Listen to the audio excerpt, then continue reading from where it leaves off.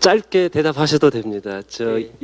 오늘 주제가 예수 운동의 태동 및 유상태 목사의 삶과 신앙인데, 예. 그 예수 운동의 태동에 대해서 그냥 짧게, 왜냐하면 이제 내일은 네네. 1세기, 토요일은 네네. 4세기인데 오늘은 예수 운동인데 그냥 짧게만 코멘트 예. 하시면. 목사님다운 질문을 해주셨습니다. 그 예수 운동에 제가 태동이라는 말을 붙인 거는, 저는 예수 운동이요 800년 전부터 이어져 온 생명 운동이었다고 보고 이제 봅니다. 이제 아까 안티기독교인 얘기를 했는데, 안티기독교인들이 예수 실체를 부정해요. 전 가능성이 있다고 봅니다. 역사적 예수가 개인으로 실존하지 않았을 가능성이 있다고 봅니다. 그러나 예수 정신과 예수 운동이 진짜인데, 그거는 예수님 오시기 8세기 전부터 이어져 내려오고 있었어요. 아모스 호세아서부터. 그때부터 예수 같은 속된 말로 미친 사람이 있었습니다. 저같이 이렇게 미친 이상한 사람들이 있어요. 교회에서 볼 때 종교 시스템을 온갖 다 부정하고, 예배 그런 거 하지 말어, 제사 나 그런 거 싫어, 나는 너희들이 바치는 그 제사 짐승들의 그 냄새에 아주 질력이 날 정도로 싫어, 그런 거 하지 말고 다만 정의를 하수가지, 공법을 물같이 흐르게 하라. 이거는 종교 시스템 조직 다 부정하는 겁니다. 누가 얘기한 겁니까? 아모스 선지자가 얘기한 겁니다.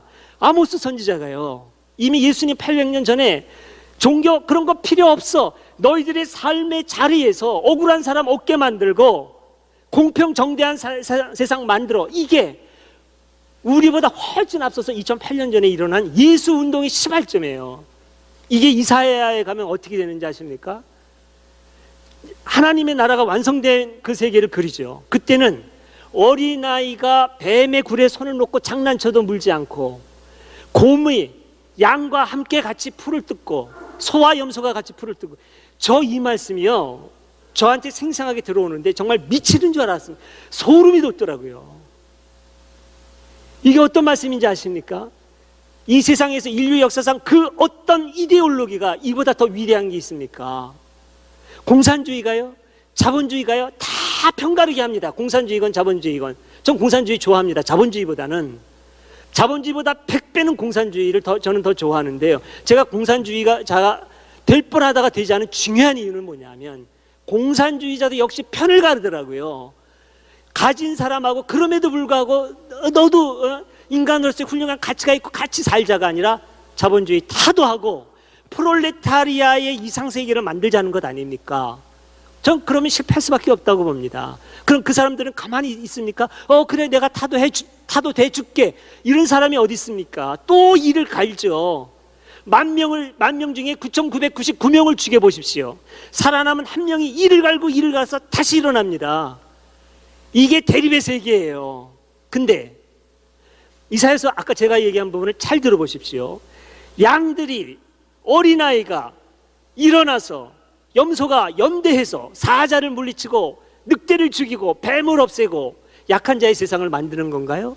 저 그렇다면 기독교 벌써 떠납니다. 저 그러면 예수까지도 떠날 거예요. 근데 그게 아니라 어린 양이 늑대와 함께, 예?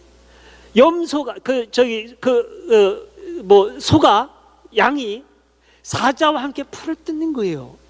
이거는 대단한 겁니다. 물론 현실 세계에서 그런 게 있을 수는 없죠. 하나의 비유인데, 이거는 그 나를 괴롭히는 그 사람을 쳐 없애는 게 아니라 그 성격을 변화시켜서라도 같이 살겠다는 거죠. 이거는요 죽이는 것보다 100배는 더 어렵습니다. 100배는. 그런데 그렇게 하겠다는 겁니다. 이게 기독교 정신이에요. 이게 예수 정신이고 예수 운동입니다. 이런 생생한 이런 사회운동, 이런 생명운동, 이런 종교 있으면 나와보라고 하십시오.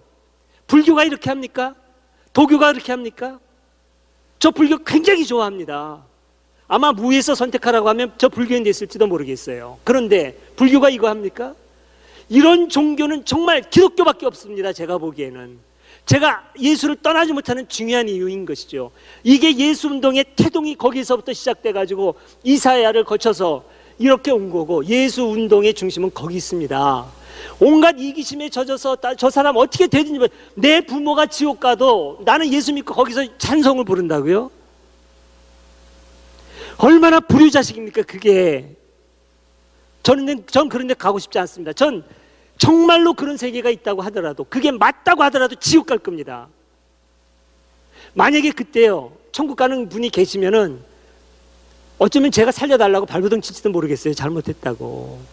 그럼 그때 그거는 알아주십시오. 그거는 제가 불 고문에 못 견뎌서 그런 거지 제 본심이 아닙니다. 네.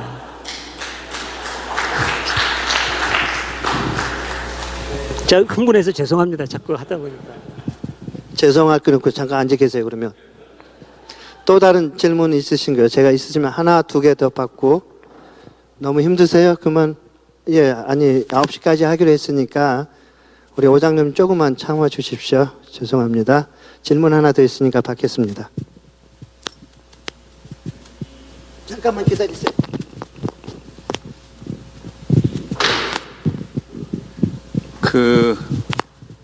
공산주의가 싫은 거에 편가르기가 돼서 싫다. 네. 또 사자와 그 양이 같이 어울려서 산다. 그런 생각을 하면 지금 우리 대형 교회든지 혹은 이 개독교라고 하는 우리 기독교도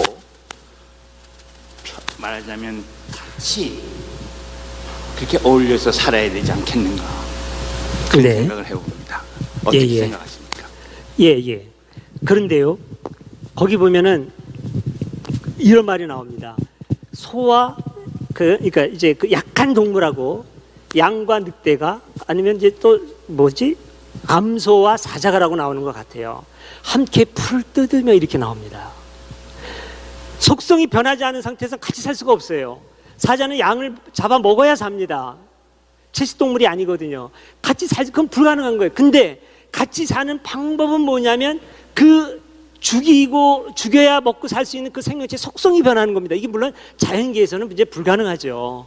그거는 뭐 나무랄 수 없는 그 생명체의 본성입니다만, 인간 세계에서 인간은 사자가 아니니까 그러려면 인간이 속성이 변해야 된다는 거죠. 베타 교리로 사람을 세뇌시키는 그 짓은 하지 말아야죠. 다만 저의 그 부족함을 솔직히 인정하겠습니다. 그런 세계를 만들려면 제가 이렇게 붕괴하고 이거에 사로잡혀 있으면 안 돼요. 품을 준비를 해야죠. 근데 이거는 제가 덕이 부족해서 그런 거지 이게 옳다고 생각해서 그러는 거 아닙니다. 제가 지금까지 당해왔던 게 너무 힘들고 괴로워서 이렇게 표출되는 저의 부족한 인격에서 나오는 것이죠. 옳다고 하는 것은 결코 아닙니다. 이러면 안 되고, 그러니까 여러 교우님들은 저처럼 하지 마시고 그분들에 대한 진정 그들을 사랑할 수 있는 마음을 달라고 기도하셔도 좋겠습니다. 그러나 그 사람들이 그 잘못된 베타 교리로부터는 벗어나야죠. 그거는 분명히 해야 된다고 저는 생각을 합니다.